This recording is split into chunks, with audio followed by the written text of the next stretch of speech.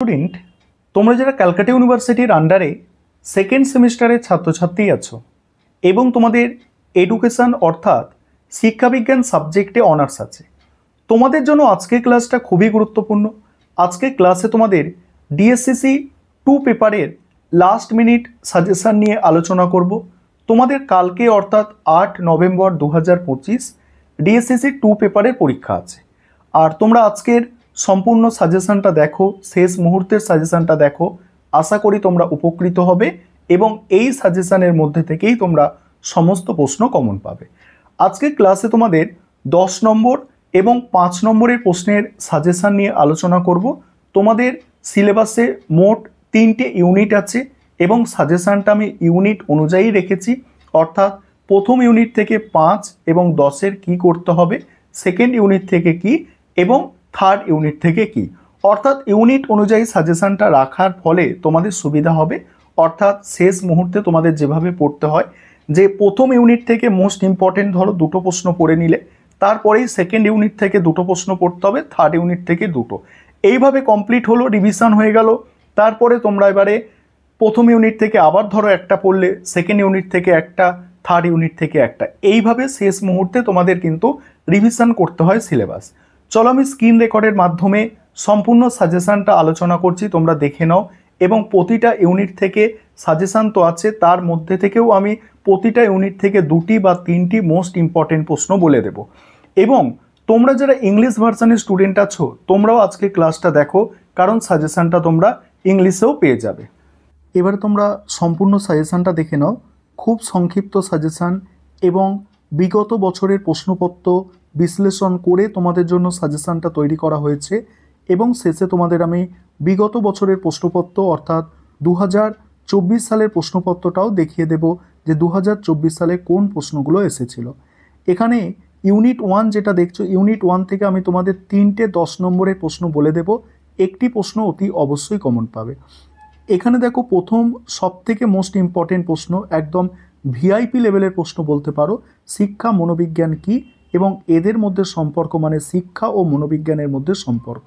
এই প্রশ্নটা মানে পরীক্ষায় আসার 90% সম্ভাবনা আছে এই ইউনিট 1 থেকে। তারপরে প্রশ্ন আছে শিক্ষা মনোবিদ্যা কি, এর প্রয়োজনীয়তা ও শিক্ষাক্ষেত্রে ভূমিকা, আর শিক্ষা মনোবিদ্যার প্রকৃতি ও পরিধি। এই যে 3টে প্রশ্ন, প্রথম 3টে, এই 3টে প্রশ্ন করলেই তোমরা একটি প্রশ্ন নিশ্চিত কমন পাবে।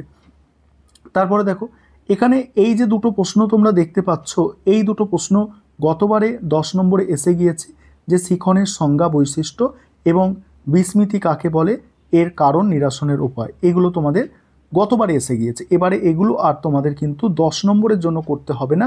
শিক্ষার সংজ্ঞা বৈশিষ্ট্য এবারে তোমাদের 5 নম্বরের জন্য গুরুত্বপূর্ণ, আর বিস্মৃতি দিয়ে কোয়েশ্চেনটাও তোমাদের এবারে 5 নম্বরের জন্য গুরুত্বপূর্ণ থাকছে, 10 নম্বরের জন্য নয়।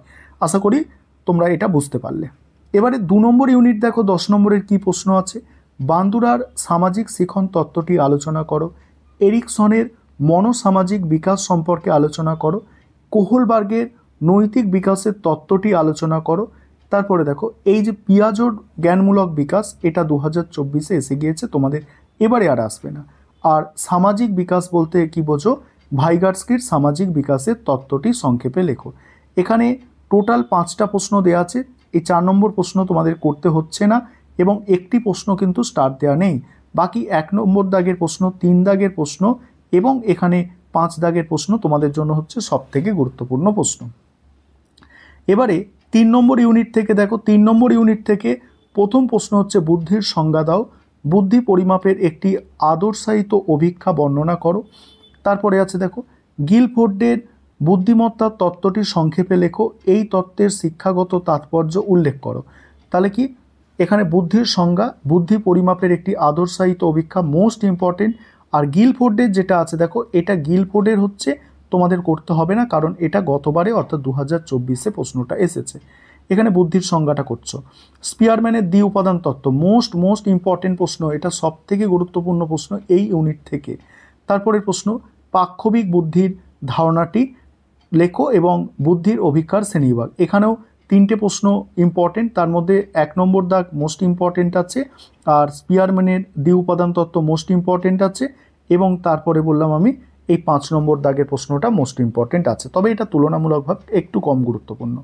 এবার 5 নম্বরের প্রশ্ন কি করবে দেখে নাও। 5 নম্বরের প্রশ্ন, প্রথম প্রশ্ন আছে শিক্ষা মনোবিজ্ঞান কি বিজ্ঞান পদপাচ্য। পরের প্রশ্ন, শিক্ষা বলছে শিক্ষকের শিক্ষা মনোবিজ্ঞানের জ্ঞান থাকা প্রয়োজন কেন। তারপরের প্রশ্ন হচ্ছে শিক্ষা মনোবিজ্ঞানকে আচরণের বিজ্ঞান বলা হয় কেন। এই তিনটে হচ্ছে মোস্ট ইম্পর্টেন্ট, এটা 24 সালে এসেছে, এটা তোমাদের করার কিন্তু দরকার নেই কোনোভাবে, ঠিক আছে।